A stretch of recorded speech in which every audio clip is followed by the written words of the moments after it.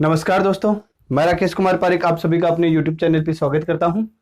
दोस्तों, चूंकि हम अभी पढ़ रहे हैं व्याकरणिक खंडों को और व्याकरणिक खंडों के अंदर हम हर रोज एक नया टॉपिक लेकर आते हैं।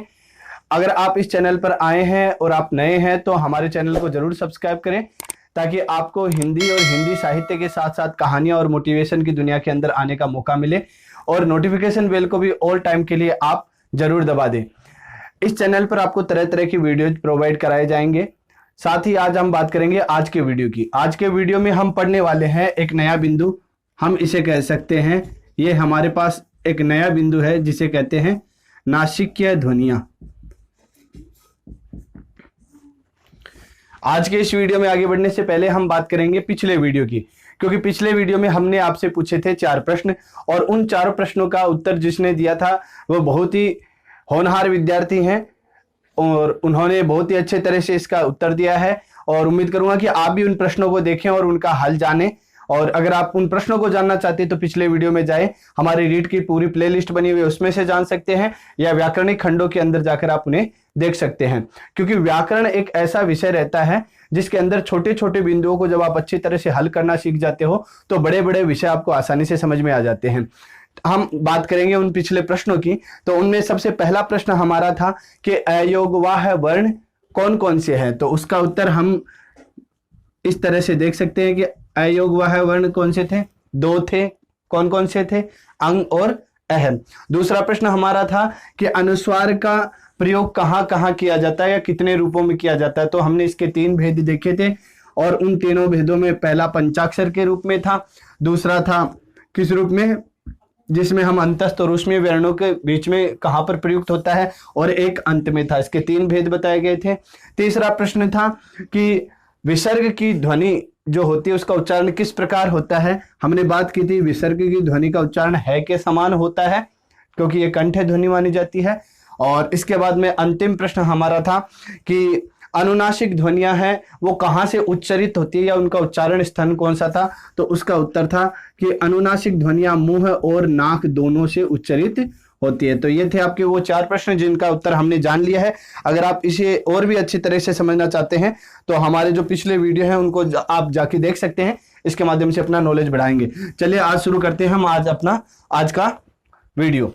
देखिए दोस्तों, नासिक्य ध्वनियां, चूंकि ये जो विषय हमने लिया है ये कुछ ऐसा विषय हमने उठाया है क्योंकि मूलभूत जो गलतियां हमसे होती है वो कहाँ होती है, व्याकरणिक के शुरुआती खंडों में ही हो जाती है।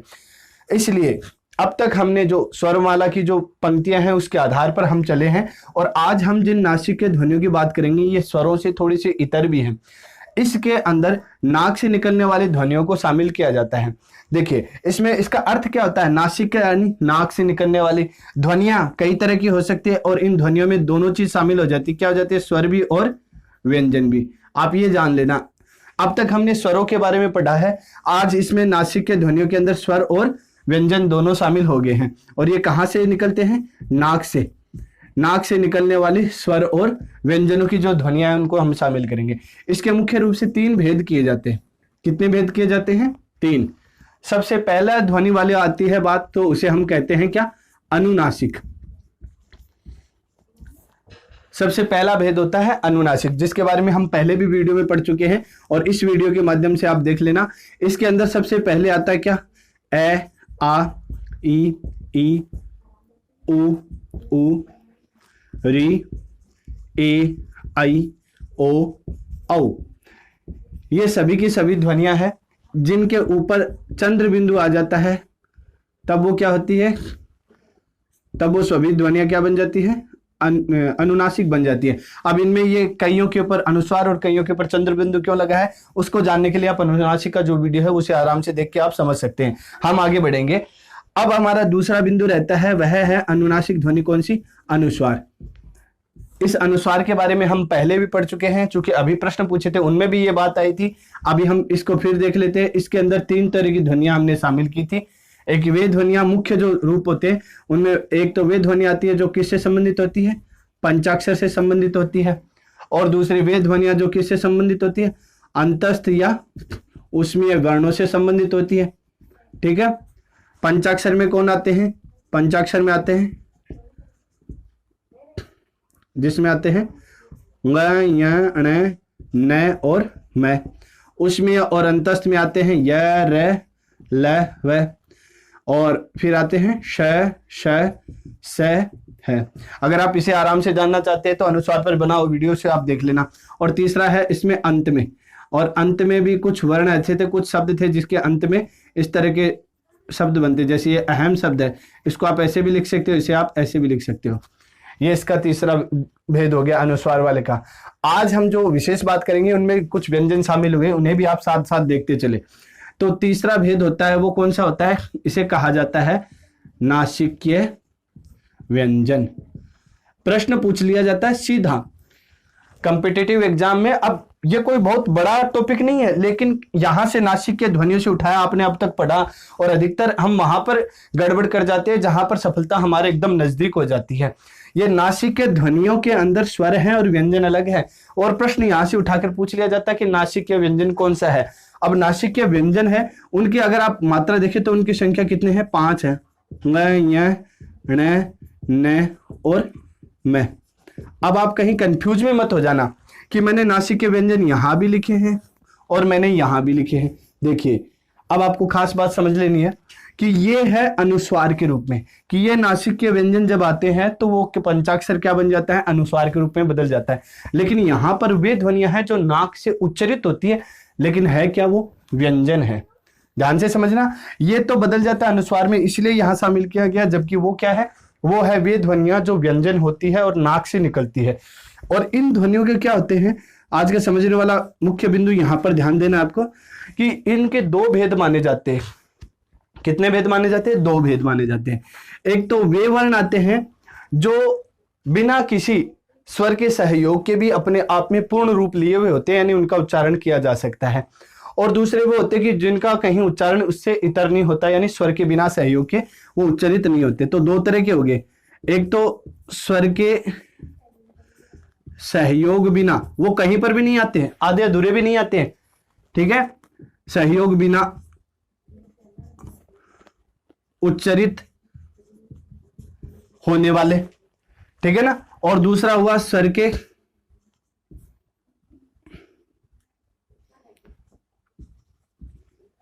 सहयोग बिना उच्चारित ना होने वाले। अब देखिए आप ये बात ध्यान से समझ लेना, होता क्या है, ये देखिए ये कंडीशन देखते हैं, फिर ये देखेंगे। अब इसमें क्या है, इसमें है स्वर के सहयोग के बिना ये उच्चारित हो सकते हैं। इनमें से किसको शामिल किया जाता है, एक तो शामिल होता है इसमें न, और एक शामिल होता है मैं, ठीक है। आप इसका ये रूप भी ले सकते हैं और आप इसका आधा रूप, दोनों ले सकते हैं। और इसमें शामिल होते हैं क्या क्या, इसमें होता है ङ ञ और न। ये तीनों के तीनों वर्ण है, ये बिना स्वर के सहयोग के उच्चारित नहीं हो सकते, और ये जो है ये बिना स्वर के सहयोग के उच्चारित हो सकते हैं। कई स्थानों पर इस ण को इसमें भी शामिल किया जाता है। अभी हम उदाहरण से समझेंगे। जैसे अगर आप कहीं पर भी देखें तो ये दोनों व्यंजन है, ये आपको स्वतंत्र रूप से कहीं नजर नहीं आएंगे। ये कहाँ नजर आते हैं, या तो आपको इस तरह से किसी अंक के साथ जुड़े हुए मिलेंगे, ठीक है। जैसे इसका अगर रूप देखें तो ये आएगा इस तरह से कंचन, ठीक है, अनुस्वार रूप में नहीं, ञ के रूप में। तो एक तो इनको ऐसे शामिल किया जाता है, लेकिन ये जो अण है ये कई जगह पर आ जाता है। जैसे अगर आप देखें तो ये शब्द आ गया गणना, इसलिए कई जगह अण को इसमें शामिल कर लिया जाता है। और मुख्य रूप से ये दोनों तो हरदम स्वतंत्र रहते हैं, ये कहीं से भी प्रयुक्त किए जा सकते हैं। इसका मतलब ये है कि अगर आप देखें तो अगर हम देखते हैं जैसे ये शब्द है नमन, अब देखिए इसमें न पूरा आया है, ये अपने आप में स्वतंत्र है। अगर आप देखें तो ये है जैसे ये आ गया मयंक, तो यहां पर भी ये शब्द क्या आया है, ये पूर्ण शब्द आया है। लेकिन अगर कहीं आधा आता है तो जैसे हम शब्द देखते हैं जगन्नाथ, अब देखिए यहां पर ये न आधा है और इस न का उच्चारण होता है जगन्नाथ। इस न का सीधा सीधा स्पष्ट उच्चारण आप सुनेंगे। और अगर आप दूसरा शब्द देखें जैसे ये शब्द है सम्मान। तो इस मैं का उच्चारण भी आप सुनेंगे।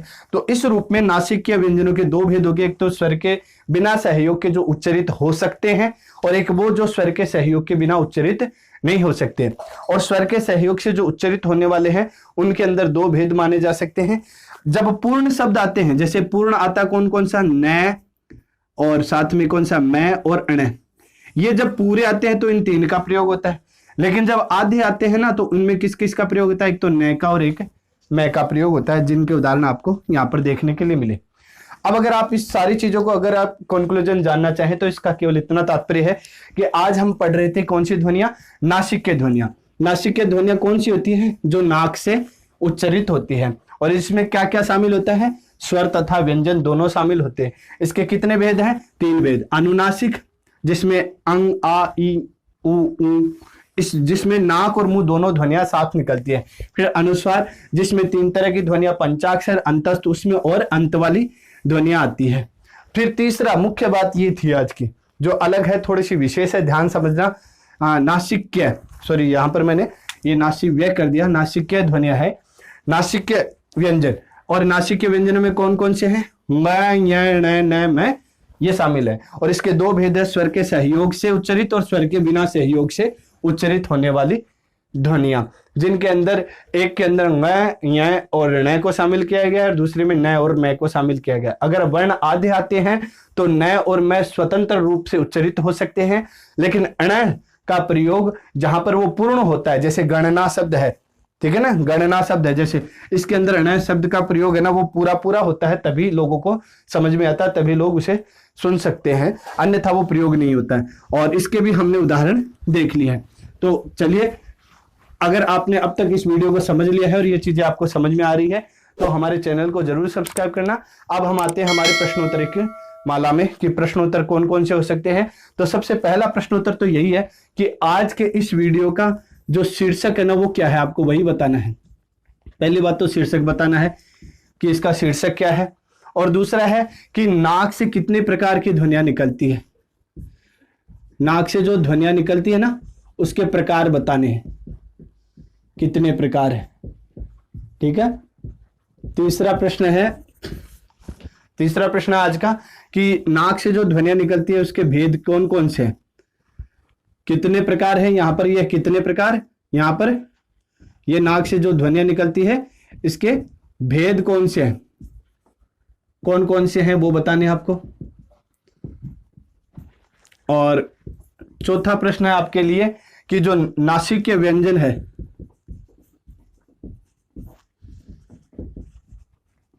वो नासिक्य व्यंजन कौन कौन से हैं। तो ये आपके 4 प्रश्न आपके लिए। देखिए, पहला है इस वीडियो का शीर्षक बताना आपको, दूसरा है कि नासिक्य ध्वनियों से नाक से निकलने वाली ध्वनियां कितने प्रकार की होती है, तीसरा कि उनके भेद कौन कौन से हैं, फिर है नासिक्य व्यंजन में हम किन किन वर्णों को शामिल करते हैं या कौन कौन से वर्ण उसमें शामिल होते हैं। इस तरह से ये आज का वीडियो आपका पूरा होता है। अगर आप हमारे साथ जुड़े रहना चाहते हैं तो आप हमें सोशल मीडिया के जो हमारे लिंक है उन पर जाकर फॉलो कर सकते हैं, उनका लिंक आपको डिस्क्रिप्शन में मिलेगा। अगर आप पीडीएफ चाहते हैं तो पीडीएफ भी आपको डिस्क्रिप्शन में पीडीएफ का लिंक मिलेगा। साथ ही अगर आप कोई बुक परचेज करना चाहते हैं तो उसका भी लिंक आपको वहां पर मिलेगा। आपको कमेंट करके जरूर बताना है, क्योंकि जो हम परिश्रम करते हैं या मेहनत जो भी करते हैं उसका हमें तभी आनंद आता है जब आप अपना कमेंट लिखकर हमें बताते हैं कि आपको वीडियो कैसा लगा, या आपको ये प्रश्न उत्तर आते हैं तो आप इनका भी हल करके भेजिए, ताकि हम आगे से आगे बढ़ते चले और अध्ययन करते रहे। दूसरे सहयोगियों तक इसे पहुंचाइए, जिन लोगों से आप अपने ज्ञान के बिंदु बांटना चाहते हैं उन तक इसे जरूर पहुंचाना, ताकि हम अधिक से अधिक लोगों को शिक्षा जगत में आगे की ओर ले जा सकें। आज के लिए इतना ही दोस्तों, धन्यवाद। जय हिंद, जय भारत, वंदे मातरम।